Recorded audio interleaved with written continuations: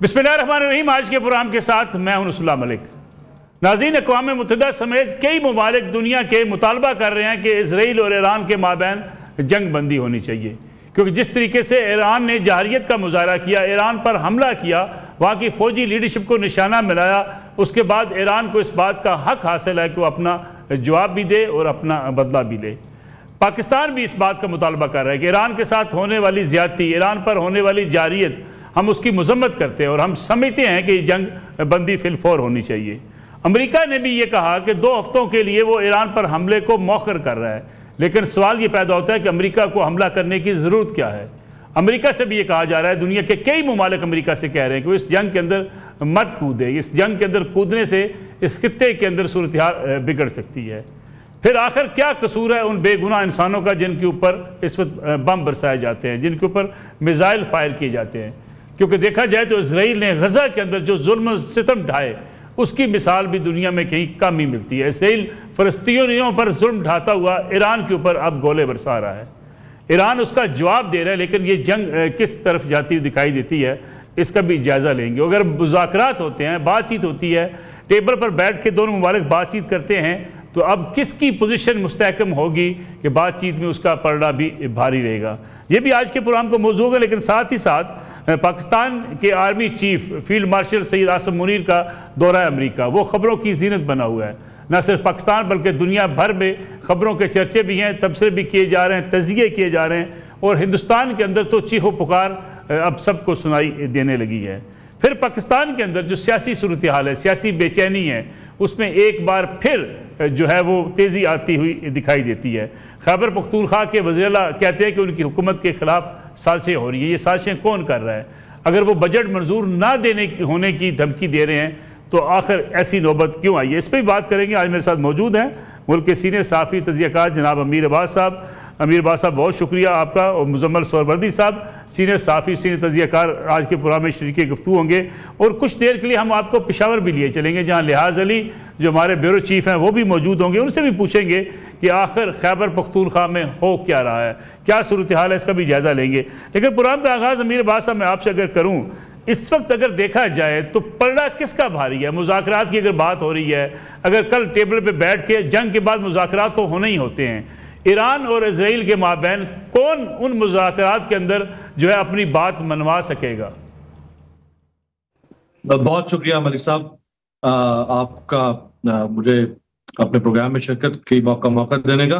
मलिक साहब, एक कामयाबी वो होती है जिसको हम ज़ाहरी कामयाबी कहते हैं कि 2 फरीक अगर आपस में लड़ रहे हैं, एक फरीक ने दूसरे को चित कर दिया और उसने विक्ट्री क्लेम कर दी। ठीक, ये एक रिवायती सोच है हार जीत के बारे में। लेकिन असल जीत ये होती है कि एक कमजोर फरीक अपने खिलाफ या अपने मुखालिफ ताकतवर अग्रेसर को ललकारने की जुर्रत पैदा कर सके, जो ईरान ने पैदा की है। और आज 8वां दिन है आज जंग का। आप देखें कि मुसलसल मुतवातिर ईरान ने तल अबीब से लेके, हैफा से लेके उसके बाकी शहरों तक को गजा में तब्दील कर दिया। वो इसराइल जिसने 7 अक्टूबर 2023 से लेकर आज तक पौने 2 साल में गजा को मलिया मेट नीस्तो नाबूद करने की कोशिश की, उसने सब कुछ खाकस्तर कर दिया। दुनिया के 56 इस्लामी मुल्क होते हुए किसी में जुर्रत नहीं हो सकी कि कोई आगे बढ़कर उसका हाथ रोक सकता या नेतन्याहू को लगाम डाल सकता। इधर उसी इसराइल ने पहले उसने ईरान के सारे सपोर्टिंग आर्म्स खत्म किए, हिजबुल्लाह को उसने खत्म किया, शाम में रजीम चेंज उसने कर दिया, हमास को उसने खत्म कर दिया। उसने समझा कि अब चूंकि सारे सपोर्टिंग आर्म्स खत्म हो गए, अब हम ईरान को खत्म कर सकते हैं। अब आप देख रहे हैं आज 8वां दिन है, और जिस तरह जो मनाजिर खुद स्काई न्यूज दिखा रहा है, जो बरतानवी मीडिया है, जो CNN दिखा रहा है, जो अमरीकी मीडिया है, जो TRT दिखा रहा है, जो टर्किश मीडिया है, अल जजीरा दिखा रहा है, जो कतर का मीडिया, इस वक्त दुनिया मोतरफ हो गई है कि ईरान ने जिस भरपूर तरीके से जवाब दिया। देखिए, इसराइल के ऊपर जवाबी हमला करना, ये इसराइल पर हमला नहीं था मलिक साहब, ये अमेरिका पर हमला था। क्योंकि इसराइल को जो दिफाई कुव्वत मिली वो अमेरिका ने दी, जो इंटेलिजेंस थी वो अमेरिका ने दी, जो माली इमदाद थी वो अमेरिका ने दी, वो साथ अब सब कुछ तो अमेरिका था। तो दरअसल अमेरिका के गिरेबान में हाथ डाला है ईरान ने। ये मेरा ख्याल है बहुत बड़ी और तारीख साज कामयाबी हो। बिल्कुल ठीक है। मुज़म्मिल सोहरवर्दी साहब, अमेरिकी प्रेसिडेंट की तरफ से 2 हफ्तों के लिए जो है ईरान पर हमला मौखर करना, ये मुस्तकिल मौखर हो सकेगा? क्योंकि अब बरतानिया भी कह रहा है, चीन भी कह रहा है, पाकिस्तान भी कह रहा है कि अमेरिका जो है वो हमला ना करे। या आपको लगता है कि अमेरिका इस जंग के अंदर ज़रूर कूदेगा? देखिए, मेरे ख्याल में अभी वो ये चाह रहे हैं कि हफ्ता डेढ़ अभी इसराइल और ईरान की ही जंग रहे। अमेरिका डायरेक्ट ईरान के साथ राब्ते में भी है। ईरानी वजीर ख़ारजा और अमेरिकन वो जो सिक्योरिटी एडवाइज़र हैं उनकी कल भी बातचीत हुई है। और मैं समझता हूँ अमेरिका ने इसराइल से ईरान पे हमला भी करवाया है और अपने असासे जो ख़ित्ते में हैं वो महफूज भी रखे हुए हैं। उसने अपने सारे असासे, सारे अड्डों पर अपनी सफारतकारी से ये मामला हल करवाया है कि ईरान उसके अड्डों पर हमला ना करे और ये लड़ाई ईरान इसराइल के दरमियान रहे। और आप देख लें, हालांकि ईरान का पहला मौक़िफ़ तो यही था कि अगर हम पर हमला हुआ तो हम ईरान जवाब में अमेरिका पर हमला करेंगे। लेकिन आप देख लें कि उन्होंने जवाब में अमेरिकी किसी अड्डे पर हमला नहीं किया, किसी अमेरिकी असासे पर हमला नहीं किया। लड़ाई ईरान और इसराइल के दरमियान है और ये अमेरिकी स्क्रिप्ट इसको सूट करता है कि लड़ाई ईरान और इसराइल के दरमियान रहे, क्योंकि वो नहीं चाहते कि उनके अड्डों को निशाना बनाया जाए, खित्ते में उनकी प्रेजेंस को थ्रेट हो। वो अपनी प्रेजेंस को स्ट्रेंथन तो करी जा रहे हैं, लेकिन वो नहीं चाहते कि उनकी प्रेजेंस को स्ट्रेंथ हो, उनके किसी चीज़ को निशाना बनाया जाए। और अभी तक ईरान ने उनकी किसी चीज़ को निशाना भी नहीं बनाया। इसराइल का नुकसान हुआ है। 1973 के बाद पहली दफ़ा इसराइल को किसी लड़ाई में जवाब मिला है और मुंह तोड़ जवाब मिला है। मैं इसको एग्री करता हूँ। इसराइल से जितने भी मनाजर आ रहे हैं वो इसराइल ब्लीड होता हमें नज़र आ रहा है और ये ईरान की बड़ी कामयाबी है कि उसके मिसाइल जो हैं वो इसराइल तक पहुँचे हैं। उसने आयरन डोम तोड़ा है, उसने अपने मिसाइल से इसराइल तल अबीब को हिट किया है, उनकी पोर्ट हिट की है, उनकी एयरबेस हिट की है, उनकी स्टॉक एक्सचेंज हिट की है। और ये छोटी कामयाबियां नहीं है। तो मुजम्मिल साहब, फिर हम ये समझे कि अगर मुज़ाकरात होते हैं, बातचीत होती है, जो रजीम चेंज की बातें अमेरिका की तरफ से की जा रही थी, ये चीजें फिर मनवानी ईरान से मुश्किल होंगी। देखें, अगर वो इसराइल और जंग को ईरान इसराइल के दरमियान महदूद रखता है अमेरिका, तो ये भी अमेरिका की कामयाबी है कि उसने खुद को खित्ते में रखा भी हुआ है। अब देखिए ना, जो असला यूक्रेन जाना था वो सारा इसराइल को दिया जा रहा है। इसराइल को जहाज दिए जाएंगे, इसराइल को असला दिया जाएगा, लेकिन अमेरिका लड़ाई में है भी नहीं। आप जवाब में अमेरिका महफूज भी है, अमेरिका लड़ भी रहा है और अमेरिका महफूज भी है। अब ये भी तो देखें ना कि सारी इसराइल जो बमबारी कर रहा है ये इसराइल बनाता है सारा कुछ। जो जहाज इसराइल के पास हैं वो इसराइल बनाता है। सब कुछ अमेरिका का है, लेकिन अमेरिका महफूज भी है। इसको कामयाब, कल अमेरिका और ईरानी वजीर खारजा के दरमियान गुफ्तगू भी हो रही थी, अमेरिका के एडवाइजर के दरमियान। इसी को कामयाब सफारतकारी कहते हैं। और क्या कहते हैं कि अमेरिका ने खुद को महफूज रखा हुआ। बिल्कुल ठीक है। मैं मुल्क की सियासत का भी कुछ तज़किरा कर रहे हैं। लिहाज अली साहब, एक तरफ हमारे यहाँ आर्मी चीफ जो है उनके दौरे अमेरिका के बारे में पाकिस्तानी कौम भी और पाकिस्तान खुश दिखाई देता है। फिर आज जो है वो अमरीकी वज़ीर ख़ारजा का फ़ोन भी आ जाना वज़ीर आज़म शहबाज शरीफ साहब को। दूसरी तरफ हम देखते हैं कि अगरचे पाकिस्तान तहरीक इंसाफ ने 2 हफ्तों के लिए मौखर किया एहतजाज को, लेकिन अली मीन गंडापुर साहब कहते हैं कि उनकी हुकूमत तोड़ने की साजिशें हो रही हैं, वो असम्बली तहलील कर सकते हैं, बजट पास नहीं होने देंगे। पेशावर में क्या हो रहा है? बहुत शुक्रिया मलिक साहब। जो बुनियादी नुकता है, आपको पता है कि पाकिस्तान तहरीक इंसाफ किसी भी इशू को क्रिएट करने, फिर उसे अपने वर्कर तक पहुंचाने और जो असल मसाइल है उनसे अवाम की तवज्जो हटाने के लिए बड़ी माहिर है और उनको हमेशा से ये तरीका आता है। पाकिस्तान तहरीक इंसाफ इस वक्त जो है वो बजट पास करना था। बजट पर 3 रोज़ा बहस हुई और आज बजट के हवाले से मुतालिबात ज़र की मंजूरी दे दी थी। यानी बजट माली साल 2025-26 के मरहलावार पास होने का आगाज होना था। पाकिस्तान तहरीक इंसाफ ने ये मुतालबा किया है कि अगर जब तक उसके उन 5 रहनुमाओं, जिनमें अली अमीन गंडापुर, मुजम्मिल असलम, तैमूर सलीम जगड़ा, शिबली फराज और उमर अयूब, अगर इनकी मुलाकात उनसे इमरान खान से नहीं की जाती और उन्हें बजट के मुतालिक ब्रीफ नहीं किया जाता तो इसको आप बुनियादी तौर पर वो पास नहीं करेंगे और कट मोशन के हवाले से इस हवाले से नहीं करेंगे। यूँ बुनियादी नुकता है जिसको पाकिस्तान तहरीक इंसाफ ने अपने वर्कर तक पहुँचाया है। मलिक साहब, आपकी इल्म में होगा, गुज़िश्ता साल जब माली साल 2024-25 का बजट पेश किया जा रहा था उस वक्त भी इमरान खान जेल में ही थे। लेकिन पाकिस्तान तहरीक इंसाफ की किसी भी वजीर आला, किसी भी रहनुमा ने उस हवाले से एक काम नहीं किया कि इसको बजट को पेश किया जाना चाहिए इमरान खान साहब के सामने। हैरान कुन अमर ये है कि जिन लोगों ने बजट तैयार किया है वही लोग इमरान खान साहब के सामने बजट को भी पेश करेंगे। तो इस वक्त एक क्योस क्रिएट करने की कोशिश की जा रही है। अब आपने जिक्र किया अली अमीन गंडापुर साहब का, तो अली अमीन गंडापुर साहब ने जिक्र किया है कि वो असम्बलियों को भी तहलील कर सकते हैं। आज मुताद्दिद सूबाई वज़रा से मेरी काबीना इजलास के बाद बहस हुई है, सब ने कहा है कि इस वक्त पाकिस्तान तहरीक इंसाफ किसी भी तरीके से मुतामिल नहीं हो सकता कि वो खैबर पख्तूनख्वा हुकूमत को तहलील करे, क्योंकि अगर इस हुकूमत को तहलील किया जाता है तो पूरे मुल्क में पाकिस्तान तहरीक इंसाफ के लिए कोई भी महफूज पनाहगाह नहीं रहती। और ये खैबर पख्तूनख्वा हुकूमत ही है जो बुनियादी तौर पर तमाम मुजाहिरों को फीड कर दिए, सरकारी वसाइल का इस्तेमाल किया जाता है। इस हवाले से ये उनके लिए एक महफूज और मजबूत किला है।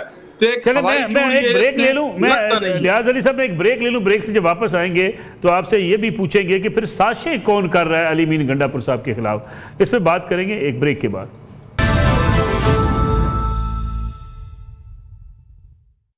प्रोग्राम में एक बार फिर खुशामदीद। अमीर अब्बास साहब ये बताइएगा कि इस वक्त खैबर पख्तूनख्वा का जिसका जिक्र भी लिहाज अली साहब ने किया कि वो असम्बली तोड़ने की धमकी दे रहे हैं और ये कहा जा रहा है बजट हमें जो है वो जो अपने बानी चेयरमैन हैं साबिक वज़ीर-ए-आज़म इमरान खान साहब हैं उनके सामने जाके उनको पेश करने की इजाज़त दें, उसके बाद हम मंजूर इस बजट को करेंगे। सियासी चाल है या इमरान खान साहब ने तमाम लीडरशिप को ये इस बात का पाबंद किया हुआ है कि कोई भी फैसला कोई लीडरशिप जेल से बाहर नहीं कर सकती? नहीं, ये सियासी चाल है जी, ये सिर्फ और सिर्फ उनके प्रेशर टैक्टिक्स हैं इमरान खान साहब के। मेरा ख्याल भी और मेरे पास जो इत्तलात है वो यही है कि इमरान खान साहब सिर्फ इसको आर्म ट्विस्टिंग के लिए प्रेशर टैक्टिक्स के तौर पे वो इस्तेमाल कर रहे हैं। वो भी जानते हैं कि बजट मंजूर किए बगैर अगला साल हुकूमत का कैसे चलेगा खैबर पख्तूनख्वा में, वो नामुमकिन है। अगर बजट मंजूर नहीं होगा तो सूबे की हुकूमत अपने अखराजात और अपनी आमदन का तयन कैसे करेगी, और अगले साल पूरा साल जो है वो मरियम नवाज ने तो आगे पैसा नहीं देना ना अली अमीन गंडापुर को, तो वो तो सूबे ने अपना बजट पेश करना है, तो पूरा साल उन्होंने सूबे की 3-3.5 करोड़ आवाम का खर्च चलाना है। तो ये सिर्फ प्रेशर टैक्टिक्स हैं और वो और इसके अलावा कर भी कुछ नहीं सकते। लेकिन बजट मंजूर करेंगे आपके ख्याल में? जी बिल्कुल होगा, बल्कि ये आज ये बात जिस तरह आप फरमा रहे हैं, ईद से पहले ये खबर आई थी कि इमरान खान साहब ने गो हेड दे दिया है, और ये खुद जो उनकी हमशीरा है अलीमा खान साहबा, उन्होंने ही मेरा ख्याल है बताया था कि उन्होंने इजाजत दे दी है सूबाई हुकूमत को, जो भी उन्होंने डायरेक्शन पास करना थी कि बजट में क्या क्या चीजें आप आवाम के लिए रखें। ये अब दोबारा ये खबर सामने आई है कि शायद इजाजत नहीं मिली इमरान खान की तरफ से। मेरा ख्याल है कि ये कोई रुकावट बनती नहीं है, बजट जरूर पास हो। लेकिन अली अमीन गंडापुर साहब ये क्यों कह रहे हैं कि अगले जो पीर को वो अगले लाएमल का ऐलान कर देंगे? उससे तो मुहाजराई बढ़ती हुई दिखाई देती है।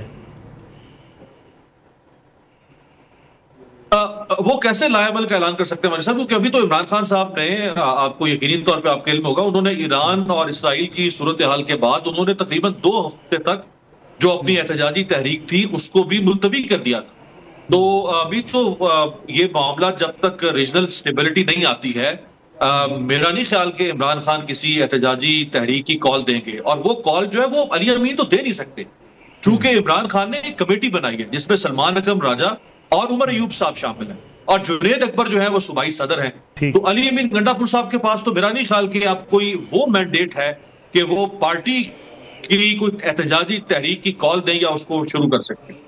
ईरान इसराइल जंग के ऊपर एहतजाज मौखर करने की बात अमीर अब्बास आपने की, लेकिन उनके मुखालफिन कहते हैं कि खान साहब का ट्वीट हर चीज़ के ऊपर आ जाता है। 8 रोज़ हो गए हैं, कोई ट्वीट नहीं आया इस जंग के ऊपर, ना उन्होंने मजम्मत की इसराइल की।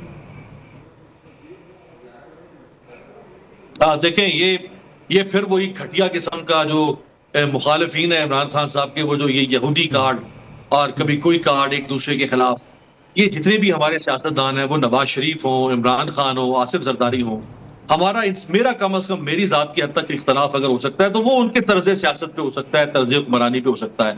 मैं नहीं समझता कि नवाज शरीफ कोई इसराइली एजेंट है या आसिफ जरदारी कोई इसराइली एजेंट है या इमरान खान कोई यहूदी एजेंट है। ये वो घटिया कार्ड है जो खेलने की कोशिश की जा रही है। हालांकि सब जानते हैं कि इमरान खान ने दसियों बार दसियों बार ऑन रिकॉर्ड है कि वो इसराइल के मकरू अज़ाइम के ऊपर बात कर चुके हैं। अगर हम इमरान खान से ये इस जुर्रत का मुजाहरा कर रहे हैं कि वो ट्वीट क्यों नहीं कर रहा, ठीक है, क्या मैं और मलिक साहब आप इस जुर्रत का मुजाहरा कर सकते हैं कि इमरान खान ट्वीट करे और हम उसकी ट्वीट उसकी तस्वीर के साथ अपने टीवी चैनल्स पर चलाएं? मैं तो नहीं चला सकता, आप चलाएंगे क्या? ये हुकूमत इतनी जुर्रत का मुजाहरा कर सके ना कि कहे पाकिस्तानी टीवी चैनल्स को कि क्यों नहीं चलाते हो तुम इमरान खान की तस्वीर? वो इसराइल के खिलाफ ट्वीट कर रहा है, उससे ट्वीट हम करवा देते हैं। हम पीटीआई से कहते हैं कि जाओ उससे ट्वीट करवा के लेकर आओ। क्या हम में चलाने की जुर्रत है? कौन सा हम उसके लिए अखलाकी में तय कर रहे हैं? हमारी अपनी हालत तो यह है कि इस मुल्क में सब कुछ जो है वो कॉम्प्रोमाइज हो चुका हुआ है, मीडिया कॉम्प्रोमाइज हो चुका हुआ है, वाकई जजेस का उसकी सूरत हाल बन चुकी हुई है, जुडिशरी को कॉम्प्रोमाइज किया जा रहा है। 25 करोड़ अवाम, प्राइम मिनिस्टर, सुप्रीम कोर्ट के सारे जजेस, पाकिस्तान की तमाम हाई कोर्ट्स के तमाम जजेस खड़े हो जाएं, पाकिस्तान के सारे जो मुकल्लना के अवान खड़े हो जाएं, वो जुर्रत नहीं कर सकते कि इमरान खान की ट्वीट या उसकी तस्वीर टीवी चैनल्स पर चला सके। मुजम्मिल सर वर्दी साहब, जो अभी अमीर अब्बास साहब कह रहे हैं कि तमाम जो है इस वक्त कंप्रोमाइज हो चुके हैं, अगर ट्वीट वो कर भी दें तो फिर हम चला नहीं सकते, ये चलाया नहीं जाता, तो फिर ट्वीट की डिमांड हुकूमत की तरफ से की क्यों जाती है? दूसरा ये बताइएगा कि इस वक्त अगर इमरान खान साहब से मुलाकात के मुतालबा कर रहे हैं अली अमीन गंडापुर साहब, बजट पास होने से पहले तो करवा देने में हर्ज क्या है? पहली बात तो ये है कि मैं जब भी इमरान खान का ट्वीट आया मैंने उसके ऊपर प्रोग्राम किया है, उसमें इमरान खान का नाम लिया है, अमीर अब्बास साहब को भी लिया है, उस ट्वीट को डिस्कस किया है। मुझे तो कभी किसी ने नहीं रोका कि आप उनके ट्वीट पर प्रोग्राम ना करें या उनके ट्वीट को अपने प्रोग्राम में डिस्कस ना करें। ये पाबंदियाँ अमीर अब्बास साहब को कहीं कन्वे हुई। आपके प्रोग्राम में अभी इतनी लंबी गुफ्तगू की है अमीर अब्बास साहब ने, आप ये चलाएँगे कि एडिट कर देंगे? नहीं, पूरी चलाऊँगा मैं तो कभी आप अमीर अब्बास साहब से पूछने कभी एडिट किया आज तक उनका बातचीत कभी? अमीर अब्बास साहब कभी एडिट किया? आप पर कोई पाबंदी है इमरान? नहीं, अच्छा नहीं, फिर आप पर कोई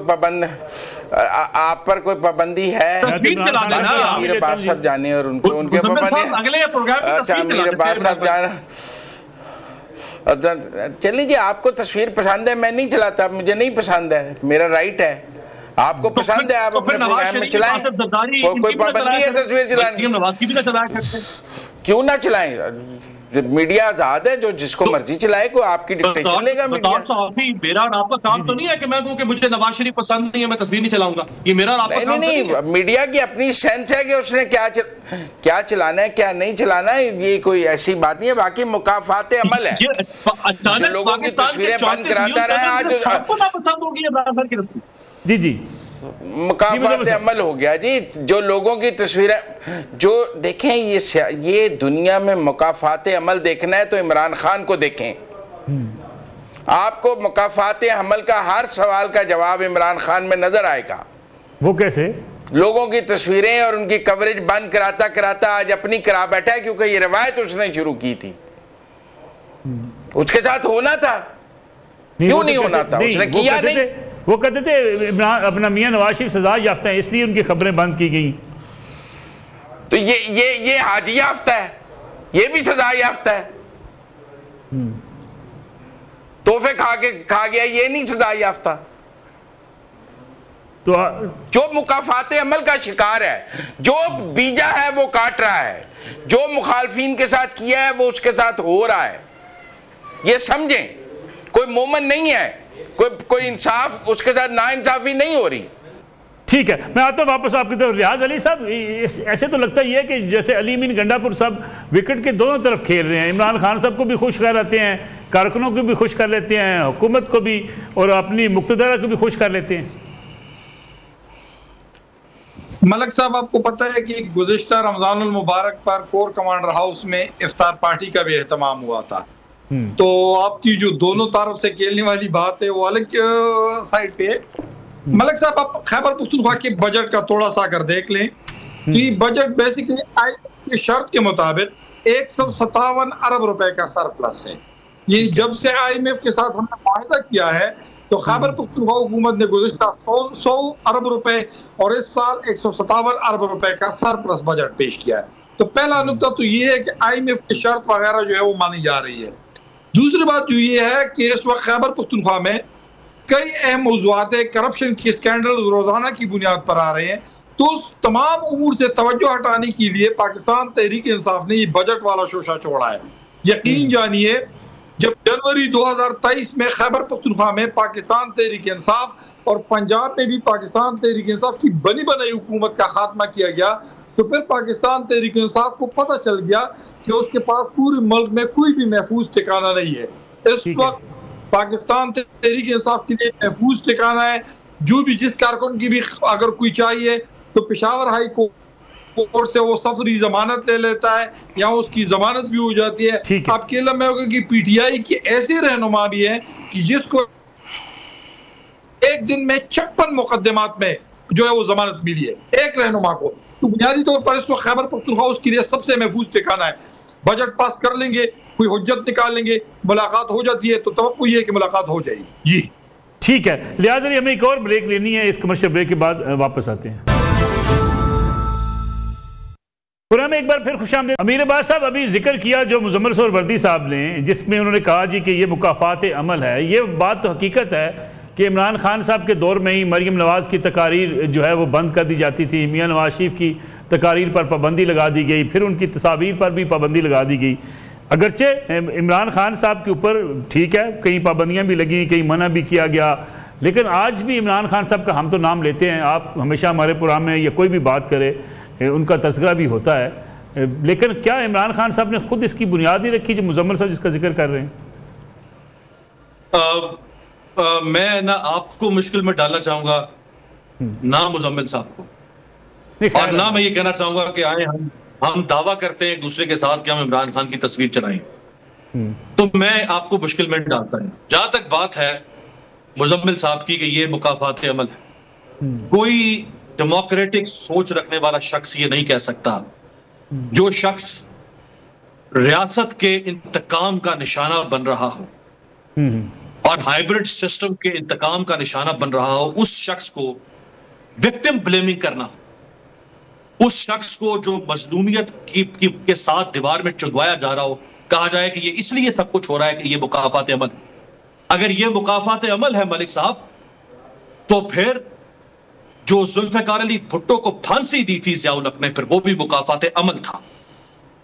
क्योंकि फिर मैं अगर ये दलील देना शुरू कर दूं कि भुट्टो ने भी तो जुल्म किए थे, क्या जुल्फिकार अली भुट्टो जैसा फाशिस्ट हुक्मरान नहीं था? लेकिन मैं इतना गैर जमहूरी और बेहिस शख्स नहीं हूं मैं कहूं कि वो मुकाफात अमल। मतलब मैं कहूंगा कि वो थोड़ा सा आप सॉरी टू इंटरप्ट यू, मैं ये भी आपसे जानना चाहूंगा मैं कि अगर किसी एक शख्स ने किसी के साथ जुल्म ज्यादती की होती है, मुकाफात अमल उसे कहते हैं कि उसे भुगतना पड़ती है। खान साहब ने ये काम किए, कभी मिफ्ता इस्माइल जेल में, कभी शाहिद खाकान अब्बासी जेल में, कभी जनाब राना सोनावाला साहब हीरवन केस में, कभी जनाब हनीफ अब्बासी साहब मंशियात केस में। ये सारी चीज़ें खान साहब ने की है। मुकाफात अमल तो यही होता है ना कि आप दूसरों के लिए गड़ा खोदते हैं, कल खुद गिर जाते हैं उसमें। तो मैं तो आपके साथ इत्तेफाक कर रहा हूँ, मैं तो आपके साथ इत्तेफाक कर रहा हूं। मैं तो कह रहा हूं कि हाँ, अगर ये मुकाफात अमल है तो मुकाफात अमल की तारीफ फिर इमरान खान ही तो नहीं है ना सिर्फ, फिर तो जुल्फिकार अली भुट्टो ने भी तो अपने लोगों के साथ क्या किया, टांगे तोड़ने की धमकियां लगाई। क्यों छोड़ के चला गया हनीफ रामे जुल्फिकार अली भुट्टो को? क्यों उसने जाके अपनी अलग पार्टी खोलने की कोशिश की? अगर मुकाफात अमल है तो फिर नवाज शरीफ को 12 अक्टूबर 1999 को निकाला गया था, वो भी मुकाफात अमल था, चूंकि बेनजीर भुट्टो ने कहा था, एपीपी को बेनजीर भुट्टो ने इंटरव्यू में कहा था जब मुशर्रफ ने माशा लगाया कि Nawaz Sharif was a despotic leader, ये एक बदतरीन आमिर है, एक जालिम हुक्मरान है, इसने मेरे मुलाजिम की टांगे तोड़वा दी थी, ये मोहतरमा बेनजीर भुट्टो ने कहा। फिर नवाज शरीफ का भी मुकाफात वैसे अगर मुझे इजाजत दें तो हमारे जमहूरी हुक्मरान या हमारी जमहूरी सियासी जमातें कुछ डिक्टेटरशिप ही नहीं होती उनके यहाँ भी? तो देखिए, ये इन सब एक उसूल बनाते हैं ना। अगर आप ये कहते हैं कि हमारे सियासतदान वो इक़्तिदार में आते हैं तो वो ताकत का अंधा इस्तेमाल करते हैं, मैं आपके साथ हूं। अगर आप कहते हैं कि हमारे हुक्मरान ताकत के नशे में बदमस्त हो जाते हैं, अक्रॉस द बोर्ड, मैं किसी को माइनस नहीं कर रहा, मैं आपके साथ हूं। लेकिन जब हम कहते हैं ना कि ये मुकाफात अमल का शिकार है, तो फिर नवाज शरीफ को भी जो सजा हुई थी पैनामा केस के अंदर, फिर वो भी मुकाफात अमल का शिकार था, क्योंकि नवाज शरीफ पीपल्स पार्टी के साथ। ये कोई जवाब नहीं है। नवाज शरीफ भी इंतकाम का निशाना बन रहा था। मैं इसका जवाब देना चाहूंगा। मैं इसका जवाब देना, मैं मलिक साहब मुजम्मिल साहब जवाब दे लें। बड़ा काम खान भी आज इमरान खान भी इंतकाम का निशाना बन रहा है। एक मिनट, इस अमीर अब्बास साहब को जुमला मुकम्मल करें दें। अमीर अब्बास साहब जुमला मुकम्मल करें। जी जी जी मुजम्मिल साहब। अमीर अब्बास साहब असल में ना अमीर अब्बास साहब तारीख के औराक में से अपनी मर्जी के वाक़यात उठाते हैं और अपनी मर्जी की कहानी बनाते हैं। दरमियान वाली बहुत सी चीज़ों गैप्स को ख़त्म कर देते हैं ना। पीपल्स पार्टी और नून लीग की लड़ाई 90 की दिहाई में अरूज पर थी, लेकिन एक चार्टर ऑफ डेमोक्रेसी में सुलह भी हुई ना। दोनों ने एहसास किया कि हमने एक दूसरे के साथ गलत किया है, दोनों ने एक दूसरे से माफ़ी मांगी, एक मुआहिदा किया दो सियासी जमातों ने, जिसको अमीर अब्बास साहब मुकमका कहते हैं और हम चार्टर ऑफ डेमोक्रेसी कहते हैं। जिसके बाद इस मुल्क में पुरअमन इंतकाल इक़्तिदार भी हुए, जिसमें एक दूसरे को जेलों में ना डालने का फैसला हुआ, जिसमें एक दूसरे पर मुकदमात ना बनाने का फैसला हुआ, जिसमें रूल्स ऑफ द गेम इस तरह तय हुए कि फिर एक हाथ से ज्यादा एक दूसरे के खिलाफ ना जाने का फैसला हुआ।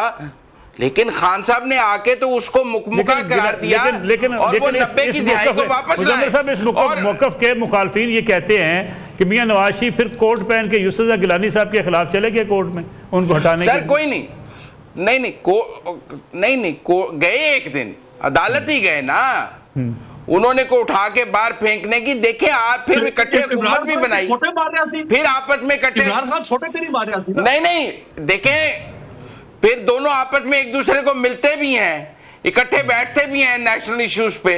ये तो कहते हैं हमने बाकी किसी के साथ बैठना ही नहीं, ये दूसरों को इंसान मानने को तैयार ही नहीं है, दूसरों की सियासी हकीकत मानने को तैयार ही नहीं है। साहब एक जुमला ले लें, दूसरों को झूठ मांगते हैं और खुद को बरामन मानते हैं। ये जब इनको समझ आएगी कि पाकिस्तान की बाकी सियासी जमातों के साथ मिलकर चलना है, तब ही आगे चलेगी बात। मुजम्मिल साहब बात करेंगे और शहबाज शरीफ से बात नहीं करेंगे, ये इस मुल्क में तब तक इनको आता हूं आपकी तरफ जुमला ले मुजम्मिल सोहरवर्दी साहब, मेरे भाई मुजम्मिल सोहरवर्दी साहब, मलिक साहब आपके व्यूअर्स को के सामने गलत हकायक को मसक करके रख रहे हैं। मुझे एक लम्हा दीजिएगा हकायक की तस्दीक करने का। चार्टर ऑफ डेमोक्रेसी हुआ था 2006 में या 2007 में, कहीं ये बिल्कुल ठीक कह रहे हैं, लेकिन ये आधा सच बोल रहे हैं, ये सिर्फ आधा सच बोलते हैं, बाकी सच ही हदफ कर जाते हैं। 2008 में जब हुकूमत बन गई, पीपल्स पार्टी और नून लीग मुशर्रफ को निकाल के पावर में आ गए। नवाज शरीफ के खिलाफ आसिफ अली जरदारी ने लाहौर के मॉल रोड पर खड़े होकर कहा था नवाज शरीफ एक नासूर है, और आसिफ अली जरदारी ने चार्टर ऑफ डेमोक्रेसी के बाद चार्टर ऑफ डेमोक्रेसी के बाद नवाज शरीफ आसिफ अली जरदारी ने कहा था कि अगर इस सियासी तकारीर है ना जी, अमीर अब्बास साहब सियासी तकारीर है, सदा देकर रहेंगे। ये चार्टर ऑफ डेमोक्रेसी के बाद जी चले मुजम्मिल साहब इस बात करें। तो मैं लाहौर, कराची, लाड़काना की सड़कों पर अगर ना घसीटा तो मेरा नाम शहबाज शरीफ नहीं है। कि चार्टर ऑफ डेमोक्रेसी की बात तक क्यों झूठ बोलते हैं यार? जी शहबाज साहब, जी अपना मुजम्मिल साहब, अमीर अब्बास साहब, उसके बाद वो सैकड़ों दफा इकट्ठे बैठे हैं मुल्की मामलात पर, और इकट्ठे बैठकर उन्होंने फिर मुल्की मामलात पर कॉपरेट किया है। आप मेरी बात सुने, ओ यार वो ऐसे ही हुआ जैसे कल आप मौलाना डीजल कहते थे, आज आप उसकी मिन्नतें कर रहे हैं कि हमारे साथ इत्तेहाद कर लो। कल आप सड़कों पे कल आप मीर जाफर कहते थे, आज पिंडी को खत लिख रहे हैं। आपका कोई कॉल ऑफ है? कल तक आप कहते थे ये न्यूट्रल जानवर होता है, आज आप मिन्नतें कर रहे हैं कि न्यूट्रल हो जाए। यही होता है। आप मेरी बात सुनिए, आपसे बड़ा झूठा कौन है इस मुल्क में? इमरान खान से बड़ा झूठा इस मुल्क की सियासत में पैदा नहीं पैदा हुआ। जितना झूठा है उसका हर काम मबनी है, वो झूठ पर चलता है, झूठ पर चलता है, और उसके झूठ को फैलाते हैं। अमीर अब्बास साहब उसके झूठ को फैलाते हैं प्रोपेगेंडे की तरह।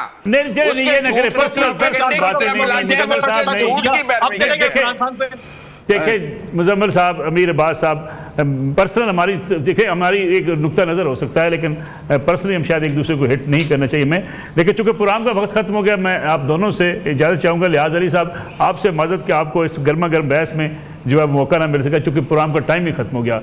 इंशाल्लाह नाज़रीन कल आपसे दोबारा मुलाकात होगी। इजाज़त दीजिए, अल्लाह हाफ़िज़।